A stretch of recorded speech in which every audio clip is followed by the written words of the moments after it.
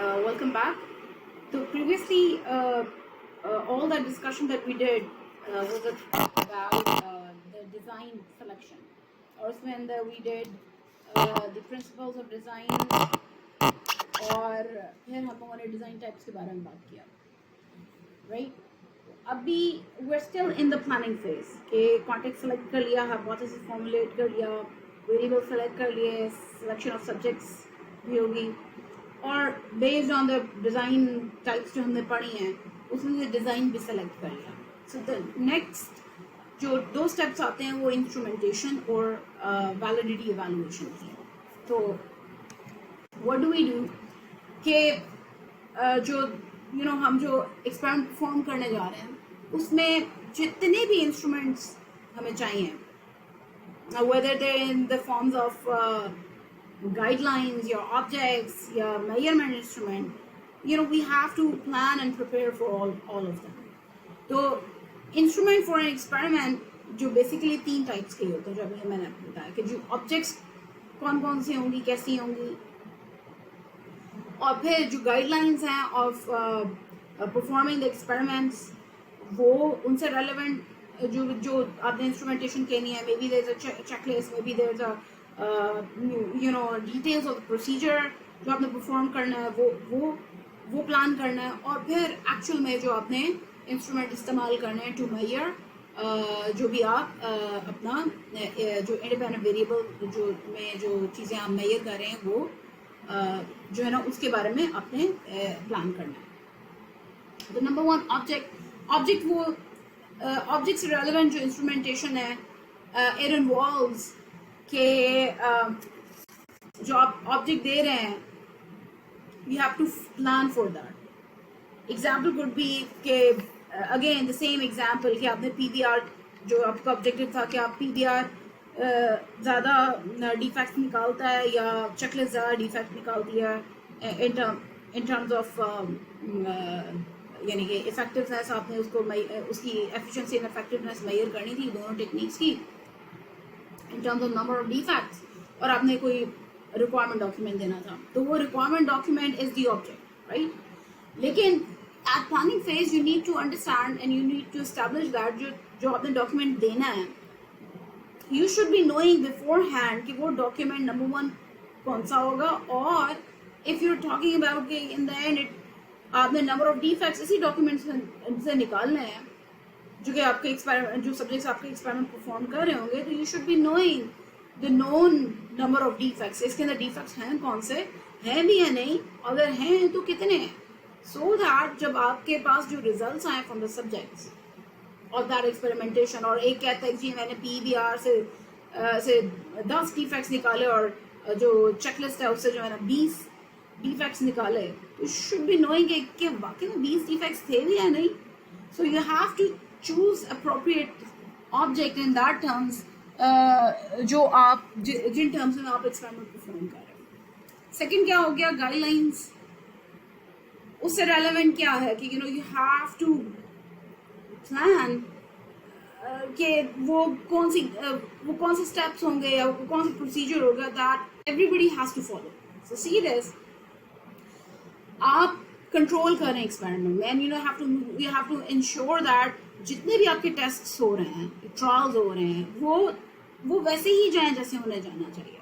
So you have to prepare maybe guidelines for that, और जो process की description है या प्रोसीजर उनको लिख के दें कि पहले आप ये पढ़ेंगे, पहले आप डॉक्यूमेंट पढ़ेंगे, फिर आपने एक पेपर लेना है और वहाँ पर आप जो है ना ये PBR की टेक्निक के थ्रू जो है ना आप डिफेक्ट्स निकालने हैं, कैसे निकालने हैं, हाईलाइट दोज डिफेक्ट्स और उनका नाम बताएं, and in the end number of defects कितने निकले हैं उनकी आप नंबरिंग दें. So all those guidelines have to be prepared, either they can be in the form of checklist or they can be in the form of a procedure. और फिर you also have to understand in the planning phase कि depending on your subjects they might need training as well, कि आपने उनको train भी करना है if they have to perform the experiment.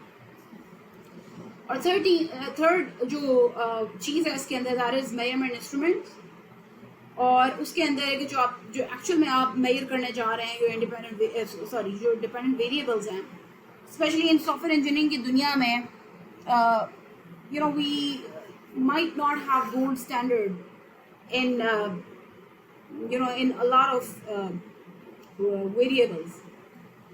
तो इसका एग्जाम्पल है कि इंस्ट्रूमेंटेशन, अगर हमें टेम्परेचर मेजर करना हो तो pretty much we have thermometer जो कि गोल्ड स्टैंडर्ड है, यानी कि पूरी दुनिया उसको it has been established, it has been validated, वो सब सारा उसके साथ प्रोसीजर वैलिडेशन के सारे प्रोसीजर्स हो चुके हुए हैं, and now it is one validated instrument that is available, और वो गोल्ड स्टैंडर्ड बन गया है and everybody uses it, right?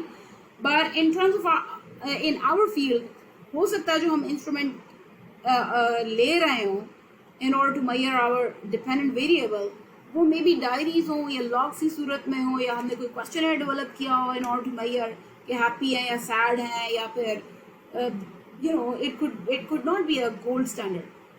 In that case we have, number one, हमने आइडेंटिफाई तो करना ही करना है, लेकिन we also have to validate that instrument कि हम उससे prior to actual experiment जो हम परफॉर्म करें, हम उसे प्लानिंग में ही उसकी पायलट टेस्टिंग कर लें, यानी कि on a shorter sample in not so stringent context, आप सिर्फ ये देखें कि ये जो हमने इंस्ट्रूमेंट लिया है to measure our dependent variable, वो काम भी करता है या नहीं.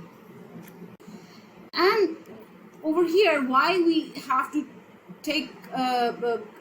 we have to consider instrumentation in planning phase.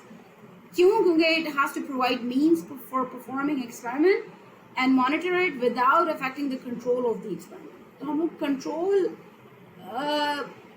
करने के लिए experiment and we have to monitor it as well, तो ये सारी चीज़ों का ख्याल रखना. And more importantly, ये क्यों ज़रूरी है कि देखो, आपका कोई सा भी ऑब्जेक्ट हो सकता है. It could be the document having 20 defects, or it could be a document containing 100 defects, right? लेकिन आपका एक्सपेरिमेंट के जो गोल हैं, PABR एंड चेकलिस्ट के जो रिजल्ट्स हैं, वो इर्रिस्पेक्टिव ऑफ दिस ऑब्जेक्ट आने चाहिए.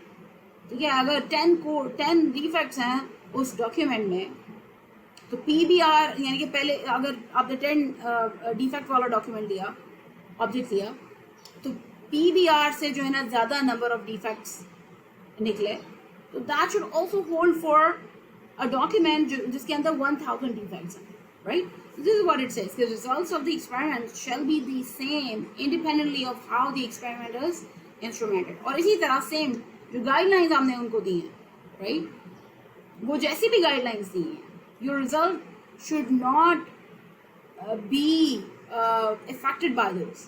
ठीक है, तो इस वजह से हम लोगों ने ऑब्जेक्ट गाइडलाइंस और ये जो मेजरमेंट इंस्ट्रूमेंट्स हैं, इनको at planning phase we have to consider them. So this is about it. This is about the planning phase कि आप context selection, hypothesis development, variable selection, selection of subjects, selection of design from the different design types हमने पढ़ी हैं. You do instrumentation and validation evaluation आप करते हो. This marks the end of your planning phase. फिर आप actual and this actually becomes your experimental design. And after you've done all your planning, next come the operation कि आपने actual में जाकर experiment perform किया.